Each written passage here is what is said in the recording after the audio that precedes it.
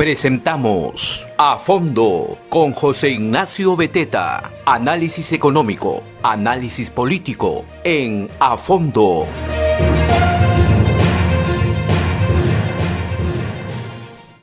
Muy buenos días, ¿cómo están? Gracias por estar con nosotros. Mi nombre es José Ignacio Beteta y otra vez estamos en A Fondo, un programa de análisis político, análisis económico que llega a más de 9 regiones del país, a 40 radios locales y regionales y a mucha gente que seguramente hoy en este momento está con nosotros. Hoy tenemos un gran invitado, vamos a conversar de justamente cuál es el impacto de la situación en la economía, en el mercado, qué podría venir para la economía familiar, para la economía de la gente en los siguientes meses.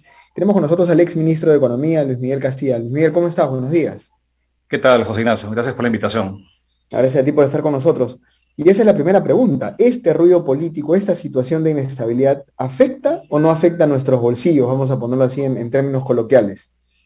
No, sin duda afecta porque mucha inversión nos está dando.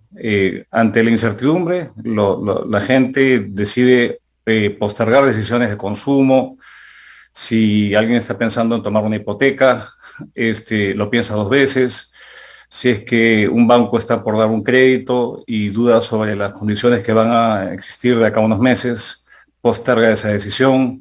Si un inversionista quiere ampliar su planta, ante no tener seguridad de cuáles van a ser las reglas del juego mínimas, posterga. Entonces esto tiene un efecto directo en la economía porque justamente en un momento en el cual se requiere generar empleos nuevamente a través de la inversión, esto se ralentiza.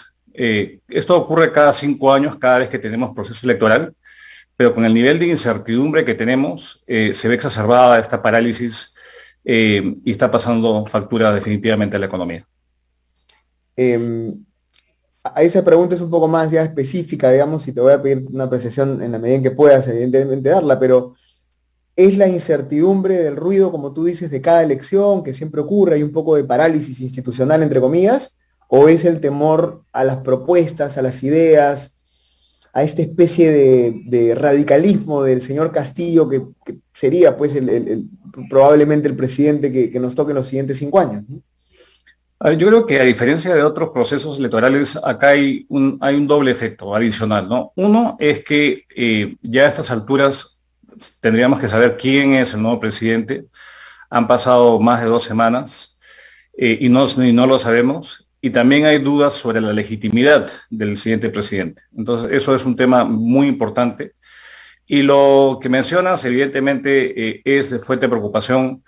No hemos estado ante una propuesta tan radical hace tiempo, incluso cuando Humala se le eligió en el año 2011, hace 10 años, sus propuestas eran, digamos, más amigables al mercado.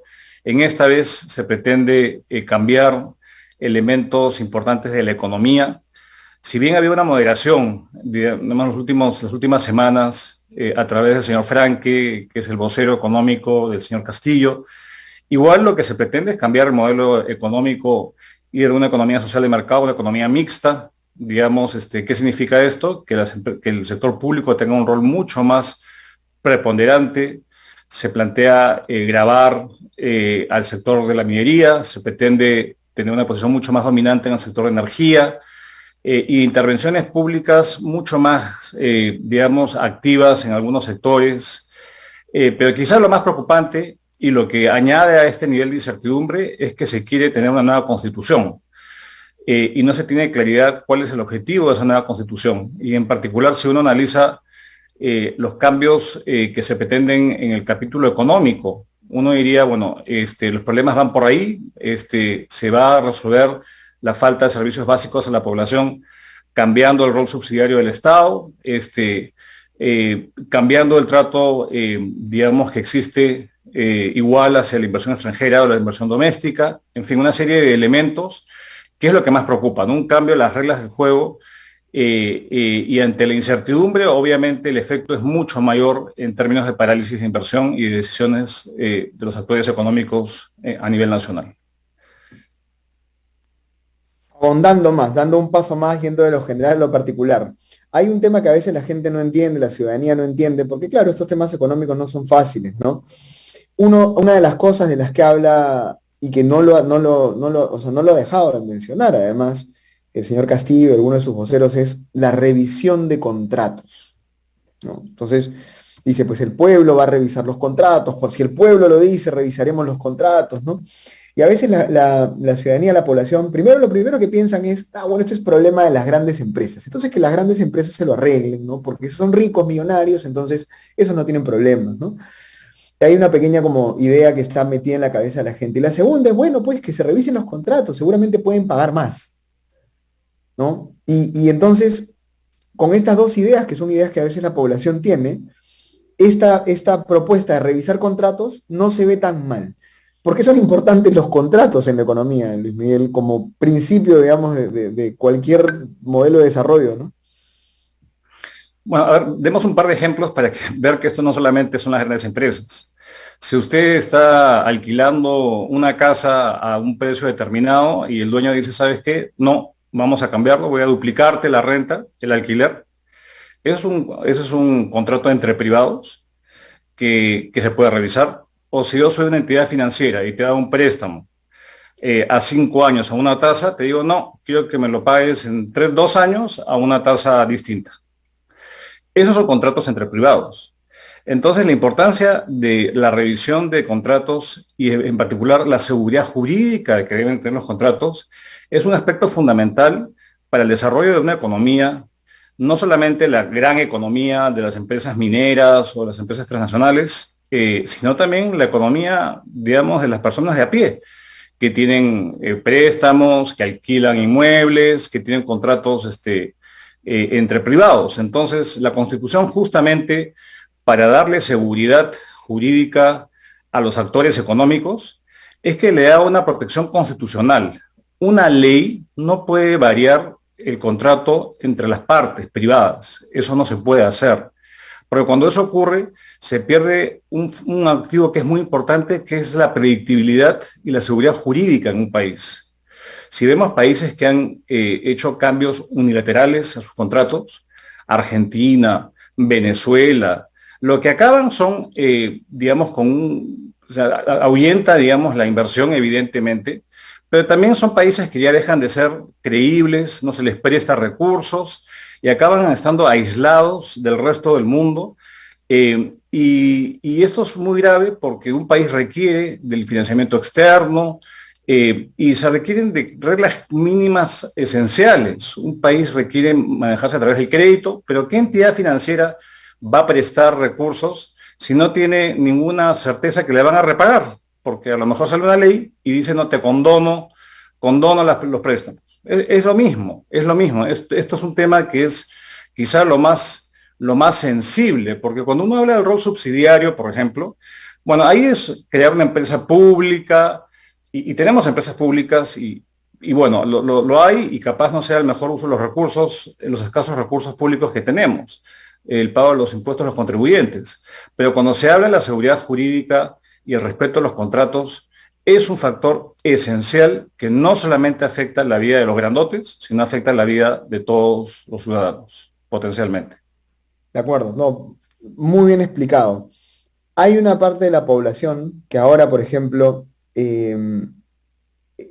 como tú bien decías, ¿no? Ya está pagando un poco las consecuencias. El tipo de cambio ha subido un poco, bueno, un poco bastante, digamos, ¿no? El precio de algunos elementos de la canasta básica también.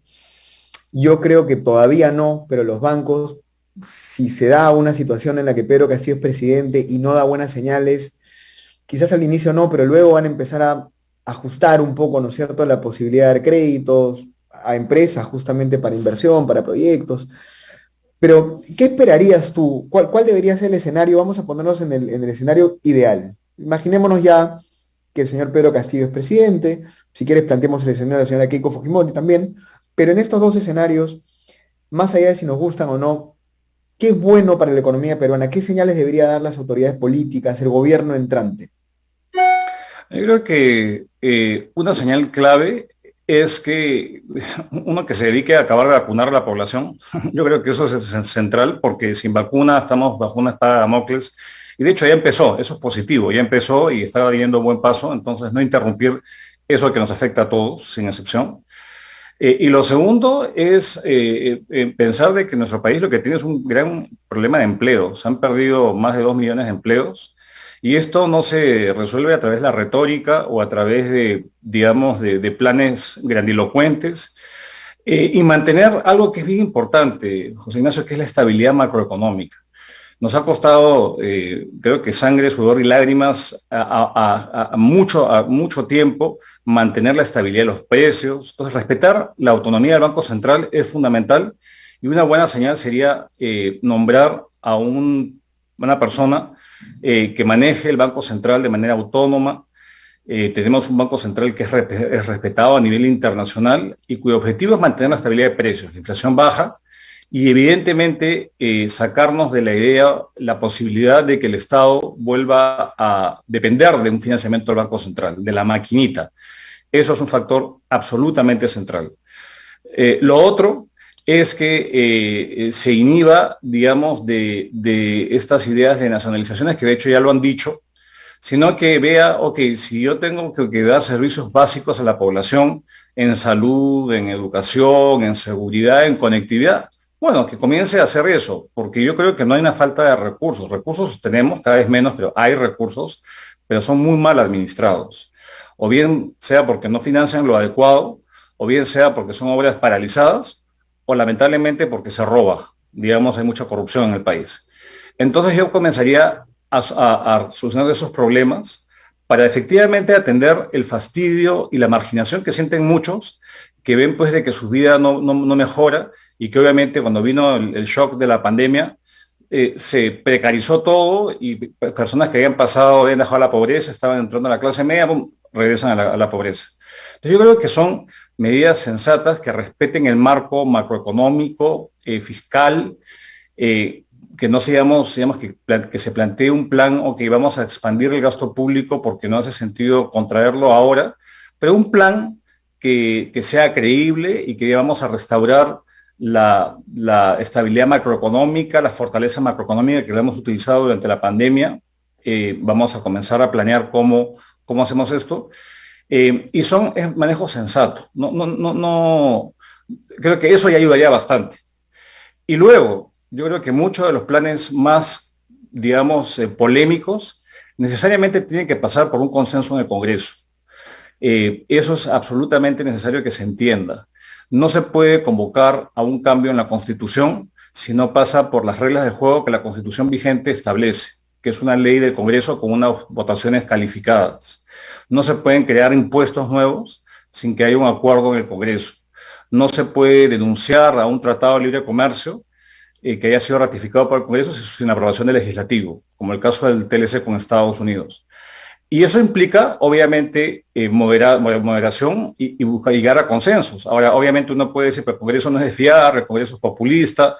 Sí, lo es, pero ahora es un candado real que se tiene. Y eso creo que lo importante, entonces, en resumen, es atender la pandemia, mantener la estabilidad macroeconómica, evitar, digamos, esta sensación de cambios refundacionales que no ayudan, y buscar consensos mínimos para ir avanzando un poco en resolver los problemas del país, que no se resuelven con discurso y con retórica.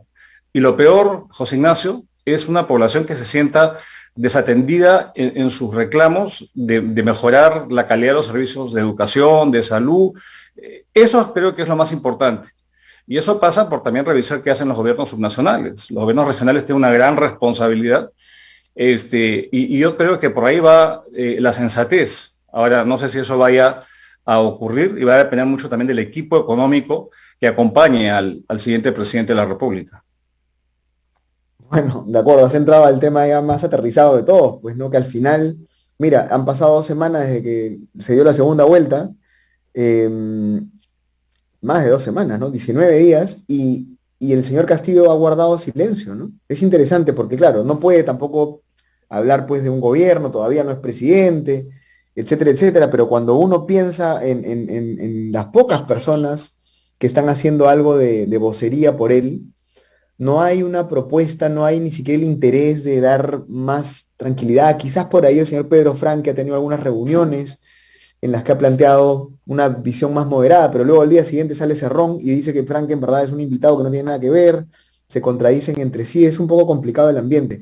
En este tema de la gestión del Estado, de la gestión de los recursos de los contribuyentes, como bien decías, de parte del Estado, hay un tema que a veces la gente no entiende, que es, por ejemplo, el tema del canon.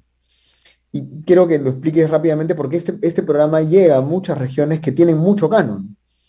Bueno, la señora Fujimori hizo esta propuesta, ¿no? De dar el canon directamente a la población, al final tampoco se entendió muy bien, podía creo ser viable yo, pero más allá de lo que se haga, hay un montón de dinero ahí que entra al Estado y que no está llegando a las poblaciones. ¿Cómo funciona el canon? ¿Qué se puede hacer con eso? Porque eso va a la médula de muchas poblaciones rurales que están muy justamente, como tú decías, sí tienen esa sensación de abandono, ¿no? Esa es una pregunta central y creo que por ahí se podrían comenzar a resolver muchos los problemas, porque donde barrió el señor Castillo han sido justamente en las zonas que más explotación minera hay. ¿Qué cosa es el canon? El canon es el pago del 50% del impuesto a la renta que pagan las mineras, va a las regiones, a las provincias, a los distritos donde están los yacimientos mineros. También pagan regalías. ¿Y estos recursos para qué sirven? Para financiar obras de inversión pública principalmente. ¿Por qué no pueden financiar gasto corriente, nómina, planilla? Porque es un gasto que va cambiando, es muy volátil, va en función de los precios internacionales y la producción de las minas. Entonces, estos recursos han venido acumulando a través del tiempo y acá hemos tenido varios problemas. Uno es que la constitución de los cambios constitucionales que han habido cuando se, digamos, hizo la descentralización, le dio competencias y autonomías muy importantes a los gobiernos subnacionales. Vale decir, estos recursos son suyos y pueden hacer básicamente lo que les venga en gana los gobiernos subnacionales. Pueden invertirlos en el cierre de brechas, en agua, en educación, en salud, o pueden invertirlos en plazas, en piscinas temperadas, digamos, en cierto tipo de obras que tienen, digamos, escaso valor, digamos, para la sociedad. Lo segundo es que estos recursos no necesariamente tienen la vigilancia de la Contraloría, como lo tienen otro tipo de, digamos, de recurso público. Hay mucha autonomía que es a veces mal utilizada. Lo tercero es que hay muchísima rotación de autoridades. Se elige a un alcalde y el alcalde tiende a cambiar al equipo que había anteriormente, tiende a cambiar las prioridades, y esto es un fenómeno que no solamente ocurre a nivel de los gobiernos locales, sino a nivel nacional. Esta rotación que hemos visto los últimos 5 años ha sido brutal. Hemos tenido una rotación enorme de autoridades. Y quizás lo más importante es que no existen las capacidades técnicas mínimas para llevar a cabo estos proyectos. Servir hizo una encuesta hace unos par de años que muestra que el 60% o más de los encargados de inversión pública de los niveles de los gobiernos locales lo jalan, no pasan los test mínimos de aptitudes para justamente convertir estos recursos públicos en servicios que mejoren la calidad de vida de la gente. Entonces, ¿qué hacer ante esto? Hay soluciones como radicales, como las que planteó Keiko Fujimori. Ok, si 40% no se gasta todos los años, bueno, dárselo a la gente. Yo tengo mis reparos si es que eso efectivamente funciona. Se dice que funcionó en Alaska, donde se le da cheques a la gente. Bueno, qué bueno, pero Alaska no tiene problemas de brechas. Las brechas sociales han sido cerradas en un estado de Estados Unidos. O sea, ahí no hay un tema del cierre de brechas.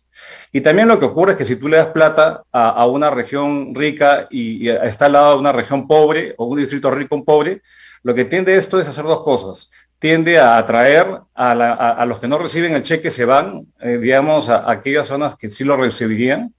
Y lo segundo es que exacerba esta inequidad que hay en la distribución de estos recursos. Porque, reitero, solamente algunas regiones, algunas provincias, algunos distritos los reciben, no todos.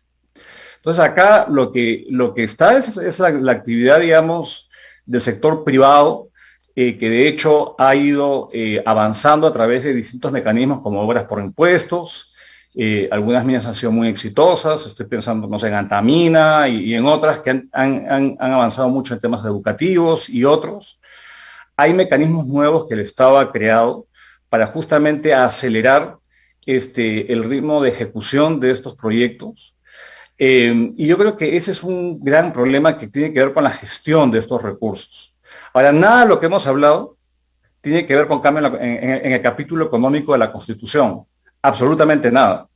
Lo que pasa es que cambios en la distribución de este recurso y en el uso pasa por leyes en el Congreso y aflora el regionalismo y esto se ve como un juego suma cero. Vale decir, si tú le quitas le das a uno es porque le quitaste a otro. Entonces ahí los afectados, no les gustan estos cambios. Pero yo creo que ahí está el desafío central del siguiente gobierno, es lograr que estos recursos efectivamente mejoren la vida. Y hay ejemplos. Les voy a dar uno solo por el tiempo. Cuando en Lima se tuvo el encargo de hacer los Juegos Panamericanos, no había tiempo, había recursos que estaban contados y teníamos el riesgo de perder la sede de esos Juegos. Entonces lo que se hizo fue una modalidad de gobierno a gobierno. Se contrató unos gestores privados bajo una modalidad que se llama el PMO, que es una autoridad que tiene la forma como administrar, digamos, esta obra. Y efectivamente se hizo a tiempo y se hizo, digamos, en el costo que se tenía previsto. Entonces la idea es pensar en ese tipo de experiencias y replicarlas a nivel de los gobiernos subnacionales. Se ha creado la figura de unos proyectos especiales de inversión pública que tendrían un régimen quizás más flexible, pero todo esto pasa porque la población percibe beneficios. También se han intentado cosas como adelantar el canon, porque el canon viene cuando hay producción, y mientras tanto hay como 5 o 6 años donde se va construyendo la mina y no se recibe nada. Esto se intentó en Las Bambas, por ejemplo. Pero lamentablemente el adelanto de recursos tampoco ha sido la panacea, porque justamente estos recursos no han logrado mejorar, digamos, el cierre de brechas sociales que hay. Y todavía el corredor minero, como bien sabemos, está plagado de problemas de conflictos sociales. Entonces ahí el gran desafío, reitero, es cómo convertir estos recursos en cosas que la población perciba que les beneficie. O bien sea una transferencia de recursos, o bien sea especialmente y ojalá una obra que les dé agua de calidad, que les dé servicios de salud y educación que tanto requieren. Entonces, el problema pasa por gestión y capacidades. Esto, lamentablemente, no se resuelve de la noche a la mañana, pero ese es uno de los grandes desafíos que tiene nuestro país, para las que tienen canon y en general a nivel nacional.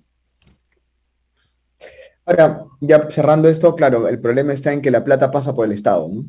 O sea, para alguien que ya conoce cómo funciona el Estado como tú y en mi caso que estoy del lado un poco de los que hacemos investigación en políticas públicas, siempre lamentablemente ese filtro entre el dinero de los contribuyentes y los servicios y la población y digamos los beneficios que deberían recibir los ciudadanos, en el medio está este Estado que termina creciendo cada año con más planilla, con más burocracia y con poco ánimo de reforma, ¿no? Creo que ahí el problema va a estar en que mira, incluso en el escenario de que Keiko sea presidenta o Castillo, en ambos casos yo soy un poquito pesimista con el tema de la reforma del Estado en cuanto a hacerlo más ligero, más eficiente, más enfocado en el ciudadano y menos enfocado en sus procesos, ¿no?